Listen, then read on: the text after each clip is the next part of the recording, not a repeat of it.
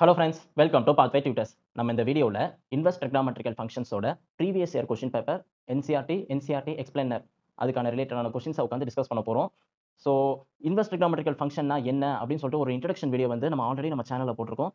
போய் பார்க்கலன்னா போய் பாருங்க. லிங்க் வந்து டிஸ்கிரிப்ஷனில் கொடுக்குறேன். சரி, வாங்க வீடியோக்குள்ள போகலாம். பிரின்சிபல் வேல்யூவை கேட்டிருக்காங்க. எதோட principal value? Sine inverse of -1/2. அதாவது பர்டிகுலரா இந்த எலமெண்டோட பிரின்சிபல் வேல்யூ -1/2 ஓட பிரின்சிபல் வேல்யூவை கேட்டிருக்காங்க. பிரின்சிபல் வேல்யூனா என்ன? ரேஞ்ச். ஓகேவா? இப்போ சைன் இன்வெர்ஸ் ஃபங்க்ஷன் நம்ம நம்ம குடுத்திருக்க ஃபங்க்ஷன் வந்து சைன் இன்வெர்ஸ் ஆஃப் எக்ஸ். ஓகேவா? எக்ஸ்ன்னு சொல்றது வந்து அங்க -1/2ன்ட்டு அங்க பர்ட்டிகுலரா கேட்டிருக்காங்க. ஓகேவா? இப்போ நம்ம சைன் இன்வெர்ஸோட ஃபங்க்ஷன் வந்து மேப்பிங் எப்படி இருக்கும்? டொமைன் என்ன? -1, 1 மேப்ஸ் டூ -90 அண்ட் +90. ஓகேங்களா? இப்போ இதுல நம்ம பர்ட்டிகுலரா நமக்கு யார் தேவைப்படுறான்னா, தீட்டாவோட வேல்யூ. ஓகேவா? யார கண்டுபிடிக்க போறோம்னா, தீட்டாவோட வேல்யூவ நம்ம கண்டுபிடிக்க போறோம். ஓகேவா? இப்போ நம்ம ஃபங்ஷன் வந்து தீட்டாவோட வேல்யூ கண்டுபிடிக்க போறனால, நம்ம தீட்டா சைன் இன்வெர்ஸ் ஆஃப் -1/2. ஓகேங்களா? இப்போ ஆல்ரெடி உங்களுக்கு ஒரு ஃபார்முலா என்ன தெரியும்னா, sine in sine inverse of -x -sin xன்னு அப்படின்னு எழுதலாம். ஓகேங்களா? இது ஒரு ஃபார்முலா இருக்கு. இப்போ இங்கேயும் சைன் இன்வெர்ஸ் வரும். ஓகேவா? இப்போ தீட்டா மைனஸ் சைன் இன்வெர்ஸ் 1/2ன்னு எழுதிக்கலாமா? ஓகேவா? இப்போ இங்க இருக்க சைன் இன்வெர்ஸ் வந்து லெஃப்ட் ஹேண்ட் சைடுல வந்துச்சுன்னா, அப்போ sin θ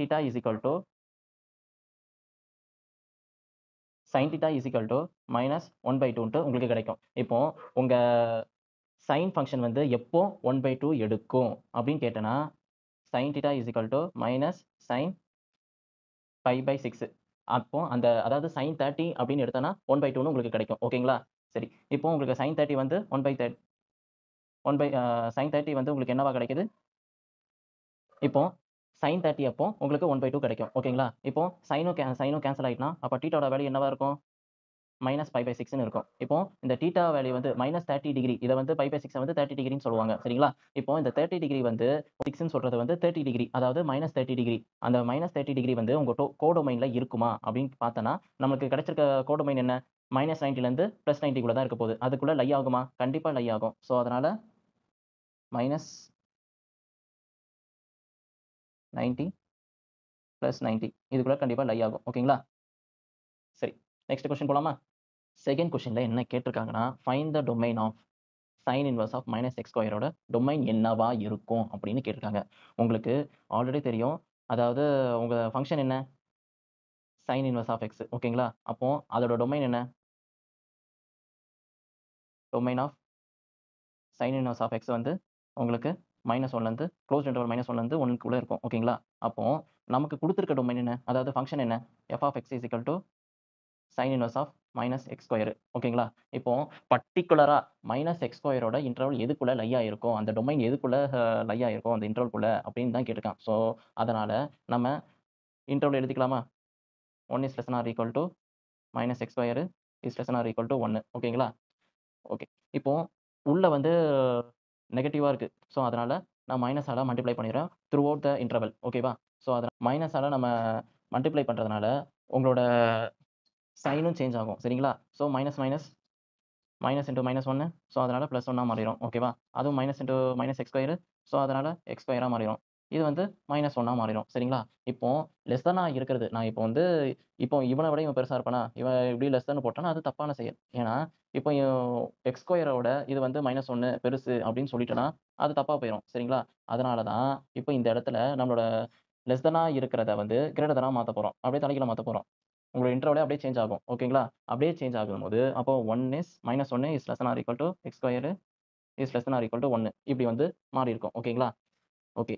இப்போ நார்மலா உங்களோட நார்மலா நான் என்ன பண்றேன், ஏதோ ஒரு நெகட்டிவ் வேல்யூவ ஸ்கொயர் பண்றேன். ஸ்கொயர் பண்ணா உங்களுக்கு வந்து பாசிட்டிவா தான் இருக்கும்.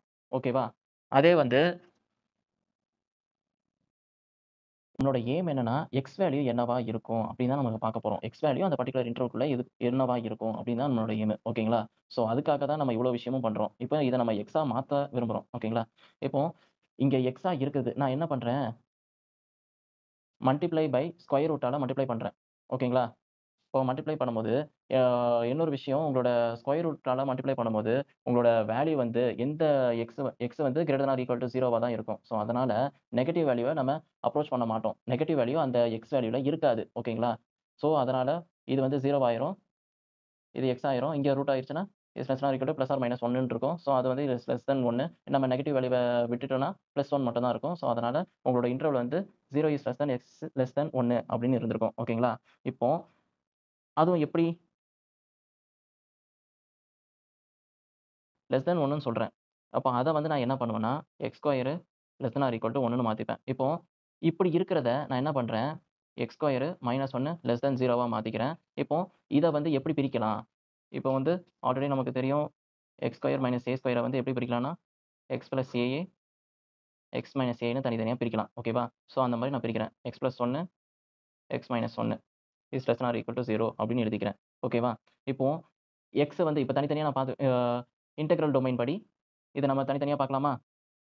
எக்ஸ் -1 இதை வந்து less than or equal to 0 தானே கொடுத்துருக்கோம். நம்ம ஈக்குவல் டு 0ன்னு கொடுத்தோன்னா என்னவாகும்? எக்ஸ் இஸ் ஈக்குவல் டு 1ன்னு கிடைக்குமா? அதே மாதிரி x plus 1 less than or equal to 0. X less than or equal to 0னா ஒன்று வந்து ஸ்ட்ரிக்ட்லி லெஸ் தென் 0வா இருக்கும் ஆர் ஈக்குவல் டு 0வா இருக்கும். நான் ஈக்குவல் டு 0வா இருக்கிற கேஸை நான் எடுத்துக்கிறேன். So x plus 1 equal to 0ன்னு எடுத்துக்கிட்டேன்னா x is equal to -1. So உங்களோட எக்ஸோட வேல்யூ எதுக்குள்ளே இருக்குன்னா -1க்கும் +1க்கும் இருக்கும். ஓகேவா? ஸோ அப்போ உங்கள் ஃபங்க்ஷன் எஃப் ஆஃப் எக்ஸ் வந்து எதுக்குள்ள லை ஆகுதுன்னா இன்க்ளூடிங் -1ம் +1ம். சரிங்களா? அப்போ உங்களோட டொமைன் என்னவா இருக்க போகுதுன்னா domain of F of X sin inverse of -x square வந்து இஸ் -1லேருந்து +1 க்ளோஸ்ட் இன்டர்வல் -1லேருந்து +1குள்ளே இருக்க போகுது. இதுதான் உங்கள் ஃபைனல் ஆன்சர். சரி, நெக்ஸ்ட் கொஸ்டின் போலாமா? இந்த கொஸ்டினில் என்ன கேட்டிருக்காங்கன்னா ஃபைண்ட் த டொமைன். நீங்கள் டொமைனை கண்டுபிடிக்கணும். எந்த ஃபங்க்ஷனோட டொமைனை sin inverse of X plus cos of எக்ஸோட டொமைன் கண்டுபிடிக்கணும். சரிங்களா? இப்போ உங்களுக்கு domain of sin inverse of X அதோட இது என்ன உங்களுக்கு ஆல்ரெடி தெரியும். Closed interval -1, 1. ஓகேங்களா? அதே வந்து டொமைன் ஆஃப் காஸ் எக்ஸோட டொமைன் என்ன 6. ஏன்னா நீங்கள் காஸ் ஃபங்க்ஷன் கொடுக்கச்சில ஆர்லேருந்து தான் உங்களுக்கு -1, 1ன்னு வந்திருக்கும். ஸோ உங்கள் டொமைன் வந்து 6. ஓகேங்களா? ஓகே. இப்போ நம்ம ஃபங்க்ஷன் என்ன F of X is equal to sin inverse of X plus cos of X. ஓகேங்களா? இப்போ இந்த ரெண்டு ஃபங்க்ஷனோட பர்டிகுலர் டொமைன் என்னவா இருக்கும்? இப்போ உங்கள் ஃபங்க்ஷனோட sin inverse of X plus cos inverse of எக்ஸோட டொமைனு எப்படி இருக்குன்னா இன்டர்வலாக நம்ம பார்த்தோன்னா அதாவது கிராஃபிக்கல் மெத்தடில் பார்த்தோன்னா sin இன்வர்ஸ் ஆஃப் எக்ஸோட டொமைன் வந்து -1லேருந்து +1குள்ளே இருக்கும். ஓகேங்களா? அதே வந்து உங்கள் காஸ் எக்ஸோட டொமைன் பார்த்தோன்னா ஹோல் 6 இது ஃபுல்லாக உங்களுக்கு கவர் ஆயிரும். ஃபுல்லாக ஹோல் 6 கவர் பண்ணிடும். சரிங்களா? இப்போ பர்டிகுலராக இதில் ரெண்டுத்தையும் இன்டர்செக்ட் பண்ணுற வேல்யூ இன்டர்வல் எவனா இருப்பான்? அந்த பர்டிகுலராக மொத்தத்தையும் இது ரெண்டுத்தையும் இன்டர்செக்ட் பண்ணால் -1லேருந்து 1குள்ளே தான் க்ளோஸ்ட் இன்டர்வல் -1லேருந்து +1குள்ளே தான் இருப்பான். சரிங்களா? அப்போ அந்த இன்டர்வல் மட்டும் தான் இன்டர்செக்ட் ஆகுது. ஸோ அதனால் உங்களோட ஃபங்க்ஷன் எஃப் ஆஃப் எக்ஸோட டொமைன் என்னன்னா domain of F of X is closed interval -1, 1. இது ரெண்டுத்துக்கும் இன்டர்செக்ட் பண்ணுறேன். அவ்வளோதான் விஷயம். ஓகேங்களா? Intersecting set of all real numbers. இப்போ கொஸ்டினில் என்ன கேட்டிருக்காங்கன்னா find the domain of function. எந்த ஃபங்க்ஷனு sin இன்வர்ஸ் ஃபங்க்ஷனு அதுலேயும் பர்டிகுலராக ஸ்கொயர் ரூட் ஆஃப் எக்ஸ் -1 அந்த எலமெண்ட்டோட டொமைன் என்னவா இருக்கும் அதுவும் sin இன்வர்ஸில் அப்படின்னு கேட்டிருக்காங்க. சரிங்களா? ஸோ அதனால் நான் sin இன்வர்ஸோட டொமைன் எழுதிக்கிறேன் க்ளோஸ்ட் இன்டர்வல் -1, 1. ஓகேங்களா? இப்போ இன்னொரு விஷயம் சொல்ல விரும்புகிறேன். ஸ்கொயர் ரூட் ஆஃப் எக்ஸ் வந்து always greater than or equal to 0. ஏன்னா உங்கள் ஃபங்க்ஷன் அங்கே எப்படி டிஃபைன் பண்ணியிருப்பாங்கன்னா R plus maps to whole 6. R ப்ளஸ்ன்னு சொல்கிறது வந்து greater than or equal to 0. அதாவது உங்களோட எக்ஸோட வேல்யூ வந்து 0 இல்லை 0க்கு மேலே அது எந்த ரியல் நம்பராக கூட இருக்கலாம். ரேஷனல் யாராக கூட இருக்கலாம். ஸோ 0க்கு மேலே இருப்பான். நெகட்டிவ் வேல்யூ கண்டிப்பாக எடுக்கவே மாட்டான். சரி, இது ஒரு ஹிண்டாக கையில் கொடுக்குறேன். இப்போ இதை வந்து சைன் இன்வர்ஸில் உள்ள அப்ளை பண்ண போகிறோம். இப்போ சைன் இன்வர்ஸோட இன்டர்வல் பார்த்தோன்னா -1 less than or equal to இந்த ஃபங்க்ஷன் நம்ம அந்த பர்டிகுலர் எலமெண்ட்டை உள்ளே கொண்டு வருவோமா square root of X -1 less than or equal to 1. ஓகேவா? இப்போ ஸ்கொயர் ரூட் ஆஃப் எக்ஸ் வந்து எதில் லையாக இருக்கும்னு சொல்லிப்பேன் கிரேட்டர் தென் ஈக்குவல் டு 0. அதாவது நெகட்டிவ் வேல்யூ எடுக்காதுன்னு சொல்லியிருந்தேன். ஸோ அதனால் 0 is less than or equal to square root of X -1 less than 1 எழுதிக்கிட்டோமா? இப்போ ஸ்கொயர் ரூட்டை வந்து அப்படியே அப்ளை பண்ணுறேன். இந்த பக்கம் வந்துச்சுன்னா ஸ்கொயர் ரூட்டை வந்து ஸ்கொயர் ஆகும். அதே வந்து இந்த பக்கம் வந்துச்சுன்னா ஸ்கொயர் ஆயிரும். அதாவது இது எப்படி எழுதுறான்னா 0 is less than or equal to X -1 1/2 less than or equal to 1.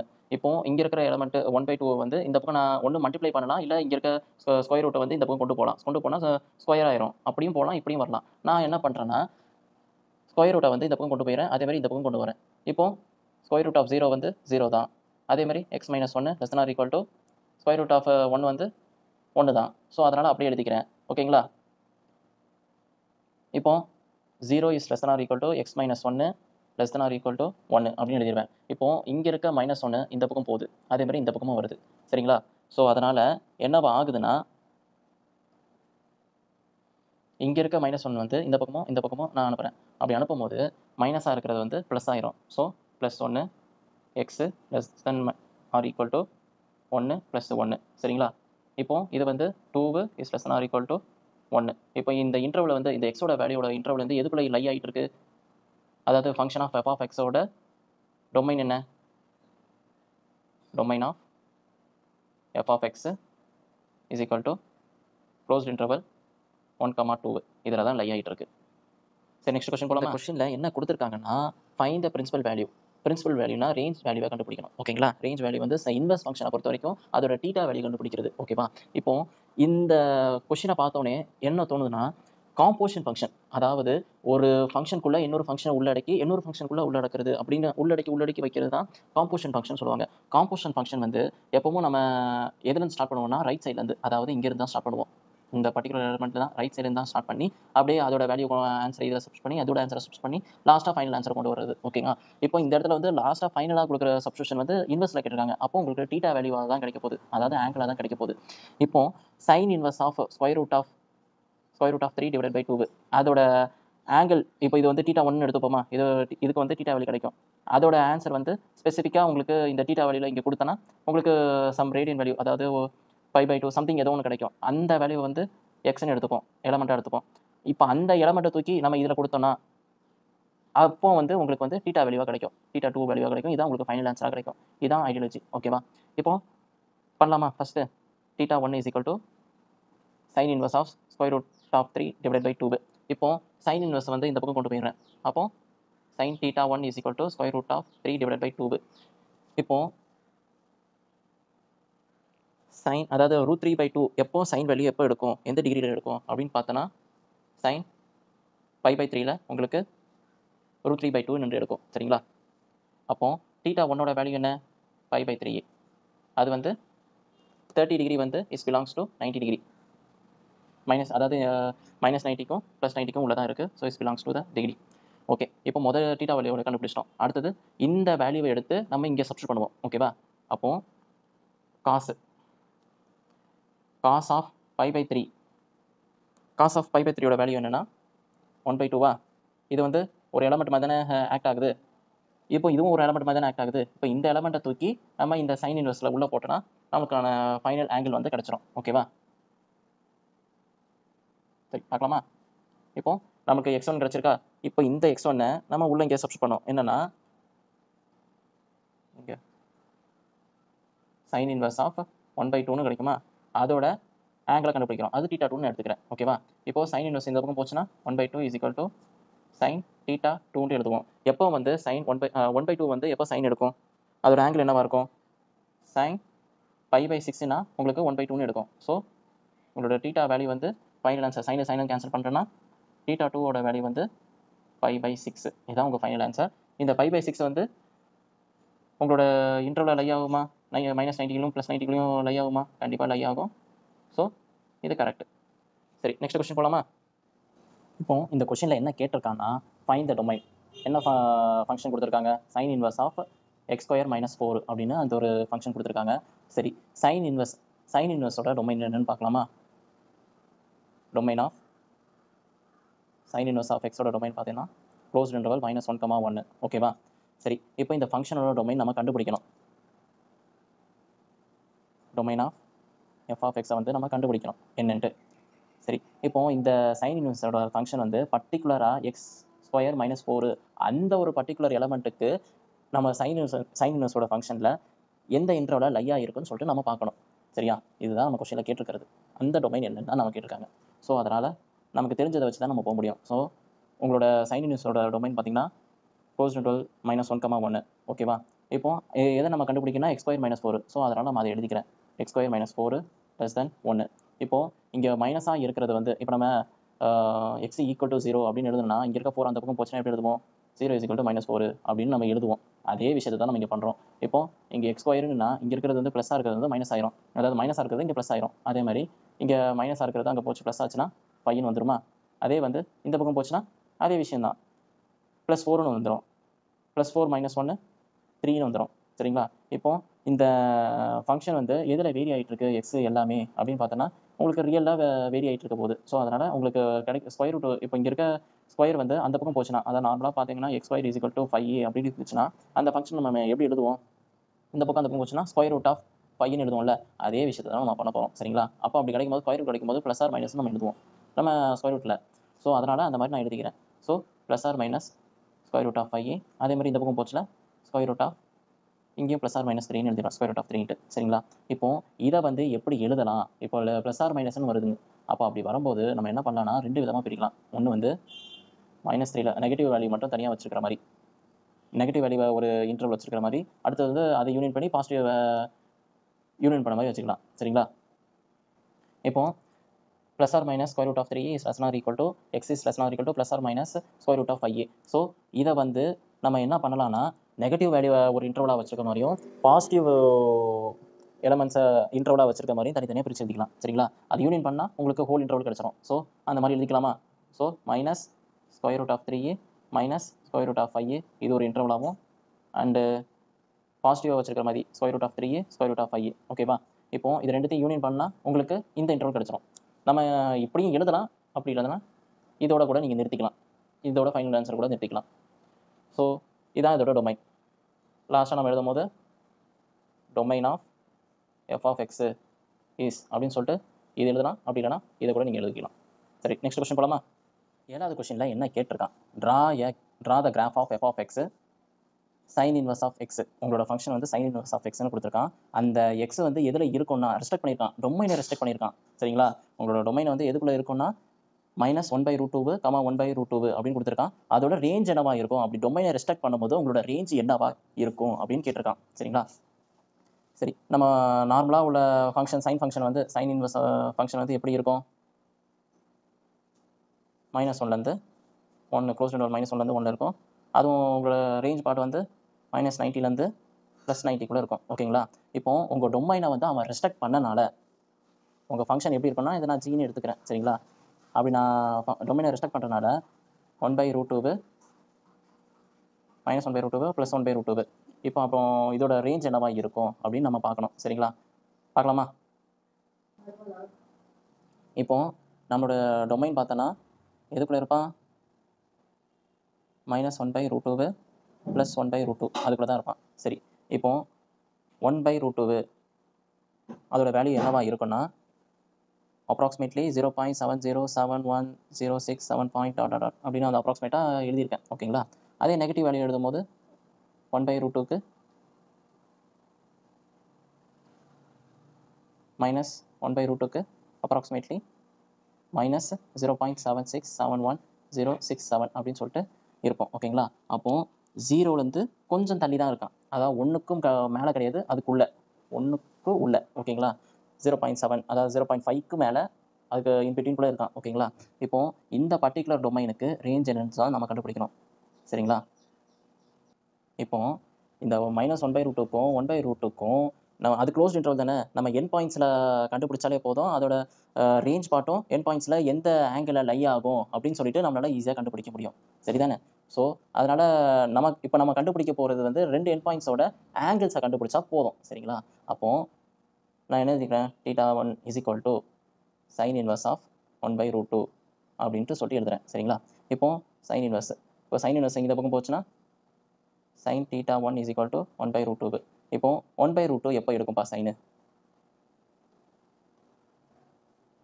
sin θ1 = sin of π/4ல் எடுக்கும். அப்போ உங்களுக்கு 1/√2 எடுக்கும். அதே மாதிரி sin θ அதாவது θ2 = sin inverse of -1/√2. உங்களுக்கு ஒரு ஃபார்முலா தெரியும், என்னன்னா sin of -x அப்படிங்கிறத sin, அதாவது இது sin inverse வரும், இது sin inverse of எக்ஸ்ன்னு எழுதலாம். அதாவது உள்ளே இருக்க நெகட்டிவை வெளியே எடுத்துகிட்டு வரலாம். இதுக்கு நம்ம ஃபார்முலா இருக்குது. ஓகேங்களா? சரிங்களா? இப்போ இதை நம்ம இங்கே அப்ளை பண்ண போகிறோம். இதை அப்ளை பண்ணனா θ2 = minus sine inverse of 1/√2.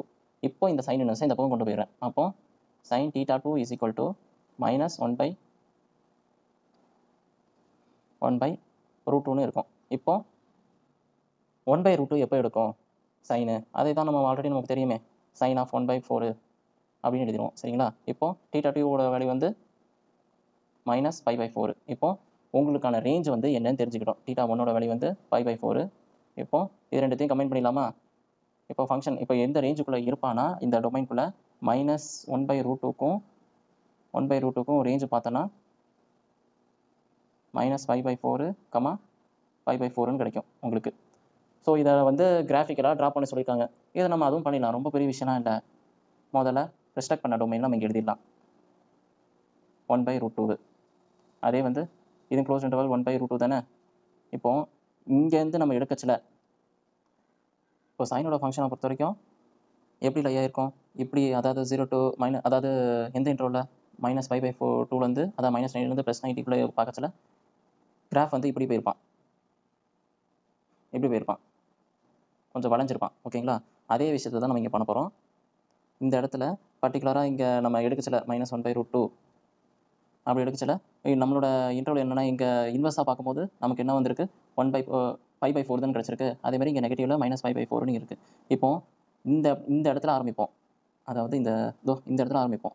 Minus 1/√2லேருந்து ஆரம்பித்து அப்படியே கொஞ்சம் லேஸாக வளைஞ்சி திருப்பி இப்படி மேலே வந்து இந்த பர்டிகுலராக இந்த இன்டர்வல் இங்கே இருக்கும். அதாவது சரியா வரையில இந்த இடத்துல இருக்கும் கரெக்டாக. இப்படி லேஸாக வளைஞ்சி இப்படி வந்திருக்கும். ஓகேங்களா? இதுதான் அதோட கிராஃப். அவ்வளோதான், கொஸ்டின் முடிஞ்சிருச்சு. நெக்ஸ்ட் கொஸ்டின் போகலாமா? என்ன கேட்டிருக்காங்கன்னா find the principal value of, நான் இந்த கொஷினில் நான் செகண்ட் கொஷின் போட போகிறேன். ஃபஸ்ட்டு கொஷினை நீங்கள் ப்ராக்டிஸ் கொஷினாக எடுத்துக்கோங்க. சரிங்களா? அதாவது ஃபஸ்ட்டு இங்கே என்ன கேட்டிருக்காங்கன்னா find the principal value. Principal வேல்யூனா ரேஞ்சை தான் கேட்டிருக்காங்க. ரேஞ்சை கண்டுபிடி, அதுவும் காஸ் இன்வர்ஸ் ஆஃப் மைனஸ் 1/2க்கு அந்த பர்டிகுலர் எலமெண்ட்டுக்கு அதோட ரேஞ்ச் என்னவா இருக்கும் அப்படின்னு கேட்டிருக்கான். சரிங்களா? இதை நீங்கள் பார்த்தோன்னே உங்களுக்கு என்ன தோணுது? உங்களுக்கு தீட்டா வேல்யூ தான் கண்டுபிடிக்க சொல்லியிருக்கான். அதாவது ரேஞ்ச் ஸ்பேஸ் வந்து என்னவா இருக்கும்? தீட்டா வேல்யூவாக இருக்கும். ஸோ அதை தான் நம்ம கண்டுபிடிக்கணும். ஓகேங்களா? அப்போ தீட்டா = அதோட அது ஆங்கிள் என்னவா இருக்கும் அப்படி தான் கண்டுபிடிக்கணும். So theta = cos inverse of 1/2. இப்போ அது நெகட்டிவில் கேட்டிருக்கான். நார்மலாக பாசிட்டிவாக இருந்தனா பிரச்சனை கிடையாது. அதை நெகட்டிவாக கொடுத்துருந்தானா காஸ் ஆஃப் மைனஸ் எக்ஸு அப்படின்னு கொடுத்துருந்தானா அதுக்கு சில ஃபார்முலாஸ் இருக்குது. என்னென்னா π மைனஸ் காஸ் ஆஃப் எக்ஸ்ன்னு எழுதணும். சரிங்களா? சரி, தீட்டா = π மைனஸ் காஸ் ஆஃப் 1/2. இங்கேயும் காஸ் இன்வர்ஸ் வரும். சரிங்களா? இந்த இடத்துல காஸ் இன்வர்ஸ், இந்த இடத்துல காஸ் இன்வர்ஸ். இப்போ இப்படி காஸ் இன்வர்ஸ் ஆஃப் 1/2 அப்படின்னு வேல்யூ எப்போ எடுக்கும்? π/3 எடுக்கும். சரிங்களா? அப்போ π/3னா இதை இங்கே கிராஸ் மல்டிப்ளை பண்ணால் 3π மைனஸ் π / 3a = 2π/3a. இதான் உங்களோட தீட்டா வேல்யூ. இதான் உங்களோட ரேஞ்சு. ஓகேங்களா? ரேஞ்ச் வேல்யூ இவனாக தான் இருப்பான். அதுவும் பர்டிகுலராக மைனஸ் 1/2க்கான ரேஞ்ச் வந்து 2π/3a. ஓகேங்களா? நெக்ஸ்ட் கொஸ்டின் போகலாமா? கொஸ்டின் என்ன கேட்டிருக்கானா if x and y belongs to அந்த இன்டர்வல் க்ளோஸ்ட் இன்டர்வல் -1,1 இருக்குது சச் தட் என்ன கண்டிஷனை சாட்டிஸ்ஃபை பண்ணால் cos inverse of X plus cos inverse of y plus cos inverse of z = 3π உங்களுக்கு இந்த கண்டிஷனை சாட்டிஸ்ஃபை பண்ணும். இது மூணுத்தையும் சம் பண்ணால் உங்களுக்கு 3π கிடைக்கணும். அப்படி கிடைக்கும் போது உங்கள் வேல்யூ வந்து ஃபைண்ட் த வேல்யூ ஆஃப் இந்த பர்டிகுலராக எக்ஸ் ஒய் செட்டுன்னு எடுத்துருப்போம்ல, அந்த க்ளோஸ் இன்டர்வல் -1லேருந்து 1க்குள்ளே ஏதாவது ஒரு நம்பர் நம்ம எடுத்திருப்போம். அப்படி எடுக்கச்சில உங்களுக்கு அந்த வேல்யூ நான் இங்கே மல்டிபிள்ஸாக கொடுக்குறேன், இந்த கண்டிஷனை சாட்டிஸ்ஃபை பண்ணும், இந்த கண்டிஷனை சாட்டிஸ்ஃபை பண்ணுற ஆன்சரை எனக்கு சொல்லுங்கள் அப்படின்னு சொல்லிட்டு கொஸ்டினில் கேட்டிருக்காங்க. ஓகேங்களா? கொஸ்டின் புரிஞ்சிச்சிங்களா? இப்போ ரேண்டமாக எக்ஸ் அண்ட் ஒய் செட்டுன்னு சொல்லிட்டு எலமெண்ட்ஸ் எடுக்கணும். எதுலேருந்து எலமெண்ட் எடுக்கணும்? அந்த க்ளோஸ் இன்டர்வல் -1,1லேருந்து எடுக்கணும். ஓகேங்களா? சரி, நம்ம எப்படி அப்ரோச் பண்ணலாம்? ஃபஸ்ட்டு எழுதலாமா? கிவன் எழுதிடுவோம். முதல்ல given X Y Z belongs to closed interval -1,1. ஓகேவா? நெக்ஸ்ட்டு இங்கே cos functions, cos inverse functions எல்லாம் எதுக்குள்ளே லையாக இருக்கும்? காஸ் இன்வெர்ஸ் ஆஃப் எக்ஸு இது எல்லாமே எதுக்குள்ளே லையாக இருக்கும்? எல்லாமே க்ளோஸ் இன்டர்வல் -1,1 தான் லையாக இருக்கும். ஸோ அதனால் நான் அதுவே ஒரு இன்டர்வலாக கன்சிடர் பண்ணிக்கிறேன். ரொம்ப யோசிக்கக்கூடாது. ஸோ இதில் தான் எடுத்துக்கணும், க்ளோஸ் இன்டர்வலாக எடுத்துக்கணும். ஸோ இன்டர்வலாக எடுக்கனால -1 is less than or equal to x is less than or equal to 1. அதே மாதிரி ஒய்யும் அந்த மாதிரி தான் எடுத்துக்க போகிறேன். ஓகேவா? அதே மாதிரி செட்டும் அந்த மாதிரி எடுத்துக்க போகிறேன். அந்த இன்டர்வல்குள்ளேருந்து எடுத்துக்கணும்னு சொன்னாங்க. ஸோ நான் அதே எடுத்துக்கிறேன். ஓகேவா? இப்போ அடுத்தது என்ன பண்ணுறேன்னா இப்போ காஸ் இன்வெர்ஸால் உள்ள மல்டிப்ளை பண்ணுறேன் சரிங்களா. இந்த எக்ஸு ஒய் செட்டு இது எல்லாத்துலேயும் நான் மல்டிப்ளை பண்ணுறேன் சரிங்களா. இப்போ அப்படி மல்டிப்ளை பண்ணால் cos inverse of -1 is less நார் equal to cos inverse of X less நார் ஈக்குவல் டு காஸ் இன்வெர்ஸ் ஆகும். காஸ் இன்வெர்ஸ் ஆஃப் -1 எப்போ வந்து -1 எடுக்கும் காஸ் பையில் வந்து எடுக்குமா. ஸோ காஸ் பை வந்து -1. ஸோ காசு இஸ் லெஸ் நார் equal to cos inverse of X is less நார் equal to cos inverse of 1. Cos எப்போ 1 எடுக்கும் காஸ் 0ல வந்து 1 எடுக்கும் சரிங்களா. அப்போ காஸ் 0 வந்து 1 எடுக்கும். இப்போ காஸ் இன்வெர்ஸ் காசு, ஸோ அதை வந்து கேன்சல் பண்ணிங்கன்னா இது கேன்சல் பண்ணிட்டோம்னா அப்போ 0 வந்துடும். So cos inverse of X is less நார் ஈக்குவல் டு பையன்னு வந்து நிற்கும். இப்போ உங்களோட இன்டர்வல் வந்து எந்த இதுக்குள்ளே லை ஆகுது பார்த்தோன்னா 0லேருந்து பைக்குள்ளே. அதாவது இதை எப்படி நம்ம 0வோட பெருசாக இருக்குமா, 0 வந்து பெருசாக இருக்குமா கிடையாது, அதை விட சின்னதாக தானே இருக்கும். ஸோ அதனால் 0 இஸ் லெஸ் நார் equal to cos inverse of X is less நார் ஈக்குவல் டு பையன்னு சொல்லிட்டு எழுதிடலாம். ஓகேவா. இது வந்து நமக்கு ஃபஸ்ட்டு கிடச்சிது. இதே மாதிரி தான் எல்லாத்துக்கும் பண்ணணும். இப்படி எல்லாத்துக்கும் பண்ணச்சில் என்ன வரும், எல்லாமே உங்களுக்கு லை ஆகல இன்டர்வல் வந்து -1லேருந்து +1 தானே. ஸோ அதனால் இதே ப்ரொசீஜர் தான் எக்ஸ் ஒய் செட்டுக்கும் வரும். ஸோ அதனால் ஸ்ட்ரைட்டாகவே நம்ம எழுதிட்டு போயிடலாம் 0 இஸ் லெஸ் நார் equal to cos inverse of pi is less நார் ஈக்குவல் டு பை. ஏன்னா 0 வந்து பை வந்து பெருசாக இருக்கும் 0வை விட சரிங்களா. ஸோ அதனால தான் இந்த மாதிரி எழுதிக்கிறோம். So cos inverse of z is equal to less நார் ஈக்குவல் டு பை. ஸோ உங்களுக்கு வந்து இப்போ இது பேசிக்காக இது என்னென்னு தெரிஞ்சு போச்சு. இதுக்கப்புறமா நம்ம என்ன பண்ணலாம். ஸோ இதுக்கப்புறமா இந்த இன்டர்வல் கிடச்சிச்சு பார்த்தீங்களா. இந்த இன்டர்வல் வந்து இதை வந்து எப்படி எழுதுறானா, ஃபஸ்ட்டு இன்டர்வல் எப்படி எழுதுறானா cos inverse of X is less நார் ஈக்குவல் டு பை. ஓகேவா. இப்போ லெஸ் நார் ஈக்குவல் டு பைனா இது ரெண்டு விதமாக எழுதலாம். ஒன்று cos inverse of X strictly less than pi, அப்படி இல்லைனா or cos inverse of X equal to pi இப்படின்னு எழுதலாம் சரிங்களா. ஸோ நான் இதை எடுத்துக்கிறேன், இந்த கண்டிஷன் எடுத்துக்கிறேன். அதே மாதிரி தான் இது எல்லாத்தையும் எடுத்துக்கிறேன். இந்த கண்டிஷனை எடுத்துட்டு என்ன பண்ணுறேன்னா இது வந்து ஃபஸ்ட் ஈக்குவேஷனாக எடுத்துக்கிறேன். இதேமாதிரி எல்லாத்துக்கும் கொண்டு வருவேன். அப்படி எடுக்கும்போது ஃபஸ்ட்டு கண்டிஷன், செகண்ட் கண்டிஷன் வந்து cos inverse of y is equal to pi, அதே மாதிரி cos inverse of z is equal to pi அப்படின்னு சொல்லிட்டு இது மூணுத்தையும் எழுதிக்கிட்டேன். 2 3 இது மூணுத்தையும் எழுதிட்டேன்னா இது மூணுத்தையும் என்ன பண்ணுறேன், ஒரு ஈக்குவேஷனாக ஃபார்ம் பண்ணுறேன். எப்படி 1 + 2 3 இது மூணுத்தையும் இந்த 3 ஈக்குவேஷனை சம் பண்ணுறேன். அப்படி சம் பண்ணுறேன்னா அப்போ உங்களுக்கு கிடைக்கிறது என்ன, cos inverse of X is plus left சைடில் இருக்கிறது மட்டும் சம் பண்ணுறேன். Cos inverse of y plus cos inverse of z is equal to இங்கே பை வேல்யூ அப்படி எழுதுவோமா, பை ப்ளஸ் பை. இப்போ உங்களுக்கு கொடுத்துருக்க கண்டிஷன் என்ன கண்டிஷனாக கொடுத்துருந்தாங்க, அந்த கண்டிஷன் வந்து 3π இந்த கண்டிஷனை சாட்டிஸ்ஃபை பண்ணும். அதாவது இங்கே இருக்கிறது அப்படியே ரிப்பீட் எழுதிக்கோங்க ஓகேங்களா. இந்த கண்டிஷனை சாட்டிஸ்ஃபை பண்ணுது. ஸோ அப்போ பர்டிகுலராக இந்த ஃபஸ்ட் ஈக்குவேஷன் என்னவா இருக்கும், அந்த எக்ஸை தான் நம்ம கண்டுபிடிக்கணும். ஸோ அதனால் எக்ஸை கண்டுபிடிக்கிறதுக்காக நான் என்ன பண்ணுறேன், X is equal to cos pi அப்படின்னு எழுதிக்கிறேன். இங்கே இன்வெர்ஸ் வந்து காஸ் ஆகிடுது ஓகேங்களா. இப்போ எக்ஸ் இஸ் ஈக்குவல் டு என்னன்னு சொல்லிட்டு எழுதலாம், காஸ் பையோட வேல்யூ வந்து -1. ஸோ அதே மாதிரி தான் எல்லாத்துக்கும். ஸோ அதனால் எக்ஸ் ஒய் செட்டு எல்லாமே -1 தான் இருக்க போகுது. So z is equal to -1. So இந்த கண்டிஷன் எக்ஸ் ஒய் செட்டு நம்ம கண்டுபிடிச்சிட்டோமா. இந்த கண்டுபிடிச்ச வேல்யூவை எடுத்து நம்ம ஃபஸ்ட்டு அதான் இந்த இடத்துல சப்ஸ்டிட் பண்ண நம்ம கண்டுபிடிச்ச எக்ஸ் ஒய் செட்டை இங்கே கொடுத்துருக்க ஃபார்மில் நம்ம சப்ஸ்டிட் பண்ணால் நம்மளோட ஆன்சர் என்ன கரெக்டான வேல்யூ அப்படின்னு சொல்லிட்டு எழுதிடலாம். அவ்வளோதான் இந்த கொஷின். ஸோ அது என்னென்னு பார்த்துடலாமா. இப்போ ஃபஸ்ட்டு கண்டிஷன் என்ன கேட்டிருக்கான், ஃபஸ்ட்டு கொஷினில் X Y plus Y Z plus ZX. So எல்லாமே -1 பண்ணால் இது எல்லாமே உங்களுக்கு எக்ஸ் ஒய் செட்டு எல்லாமே -1 தானே. ஸோ -1 அதுக்கப்புறமா இதுவும் -1 ஸோ +1 அதுவும் +1. ஸோ அதனால் உங்களுக்கு கிடைக்க போகிற வேல்யூ வந்து 3. இப்போ அதே வந்து செகண்ட் என்ன கேட்டிருக்கான், X into Y plus Z plus Y into Z plus X plus Z into X plus Y அப்படின்னு சொல்லிக்கும். ஸோ அதனால் இப்போ நம்ம ஃபஸ்ட்டு அடிஷனை பண்ணிடலாம் சரிங்களா. ஃபஸ்ட்டு இதுவும் பண்ணச்சில் -2 சரிங்களா. -2 இன்ட்டு -1 ஸோ +2 ஆயிடுவான். இதே தான் எல்லாத்துக்கும் வரப்போகுது. ஸோ -1 +2 ஆயிரும், அதான் -2 ஆயிரும். -2 இன்ட்டு -1 +2. ஸோ இதுவும் +2 தான். உங்களுக்கு ஃபைனல் அவுட்புட் வந்து 6. இதுதான் உங்கள் ஃபைனல் ஆன்சர், அதாவது +6.